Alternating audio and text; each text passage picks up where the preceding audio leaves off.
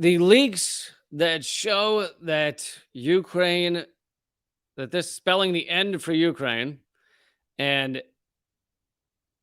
that is how Consortium News is describing it. Leaked U.S. intelligence. Well, I'll skip down to this. A Washington Post headline last week said U.S. doubts Ukraine counteroffensive will yield big gains. Leaked documents say. And for those who don't know, this, we'll mention this in a minute, but this goes against everything that the mainstream media has been pushing to us about the proxy war in Ukraine. The U.S. has been pushing the idea that, Ukraine's doing great. They're going to win this thing and all this stuff. And those of us who want to actually see peace and not see an endless proxy war have been screaming that both sides need to sit down to a peace table immediately and stop bombing each other. And the U.S. is saying, yes, that is what they should do after we bomb each other for a long, long time.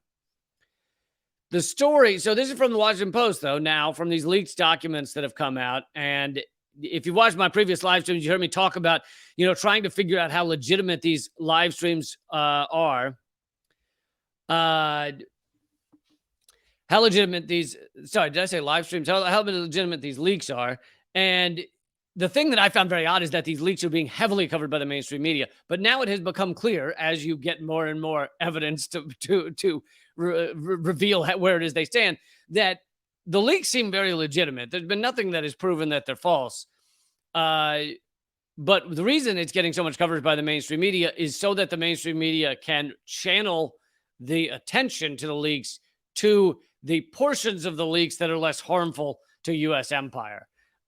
So I think that's pretty clear now. Initially, it was like these possibly fake leaks. Like, why is the mainstream media covering these? Because in a real story that harms the U.S. empire, the U.S. mainstream media will generally try and ignore as much as they can. Just ignore it. And you can look at the Nord Stream pipeline as an example. They've basically talked about it zero. These leaks have been talked about a lot, but I think it's because they're trying to channel our attention, America's attention, away from the portion of the leaks that are harmful to the U.S. empire's aims.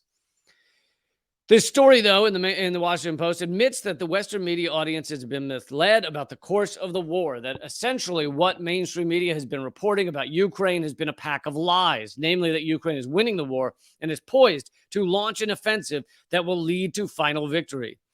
The piece makes clear the leaked documents show the long-planned Ukrainian offensive will fail miserably, a marked departure from the Biden administration's public statements about the vitality of Ukraine's military. Oh, those fresh-faced Nazis. They are. They always have their haircuts trimmed really nice and tight. Nice and tight on the haircuts for those Nazis. So that's why we know they're going to win, because they always got the nice and tight haircuts. That's that's why we know that it makes sense for us to fund and arm them, because they got some serious haircuts going on. The piece makes clear the leaked documents show the long-planned Ukrainian offensive will fail miserably. Quote, a marked departure from the Biden administration's public statements about the vitality of Ukraine's military. In other words, U.S. officials have been lying about the state of the war to the public and to reporters who have faithfully reported their every word without a hint of skepticism. The Post said as if it's a bad thing, that the leaks will likely embolden critics who feel the United States and NATO should do more to push for a negotiated settlement to the conflict. It would embolden critics of the United States. No, we can't have that. We're an incredibly powerful empire, but if a critic is emboldened, how will we sustain? And the other thing that I think is going on here, the article doesn't get into this, but is that there is now a larger degree of rifts, a larger rift opening between the DC elite, the Beltway group. they they some of them want to wrap up the proxy war in Ukraine because they believe it's straining the U.S. and that these sanctions have boomeranged, and others want to continue the proxy war in Ukraine. And you can see this even with Henry Kissinger, right? 99-year-old sack of flesh war criminal Henry Kissinger has said that the war in Ukraine needs to end. He said it's bad for the U.S. empire. So anyway, there's a rift opening in the Beltway crew, and I think that's why some of them are highlighting these leaks. Others don't want to talk about these leaks. But anyway, the consortium article continues. Writing in the Uber establishment Foreign Affairs, former State Department official Richard Haas and Charles Kupchan, a senior fellow at the Council on Foreign Relations, write that it is difficult to feel sanguine about where the war is headed. The title of their article was "The West Needs a New Strategy in Ukraine, a Plan for Getting from the Battlefield to the Negotiating Table."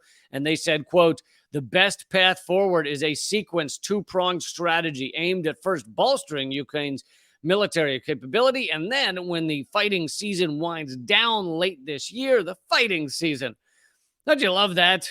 As if murdering people is, you always have the murder playoffs in the fall, and then you get to the murder Super Bowl, the fighting season. Jesus Christ, what kind of psychopaths? You're like, fighting season will wind down. It gets a little chilly, and we don't want to be out there murdering all those folks when it's chilly out. Fighting season winds down late this year, ushering Moscow and Kiev from the battlefield to the negotiating table. Yeah, or you could have just allowed those negotiations in the first place, you shitheads. The article does not mention the leaks. So now we've switched from Foreign Affairs magazine back to Consortium. The article does not mention the leaks, though it was published after the disclosures made clear that the Ukrainian offensive intended to break through Russia's land bridge to Crimea would fail. So these leaks are spelling bad things for Ukraine and for the ongoing U.S. proxy war in Ukraine. And, while the mainstream media is covering these leaks, very few of them, although he does take some quotes from the Washington Post, very few of them are revealing this aspect of just how thoroughly it seems that Ukraine has been beaten. But on top of that, all of this could have been avoided if you had just had negotiations back in April, a year ago, when they were stopped by Boris Johnson and the U.S.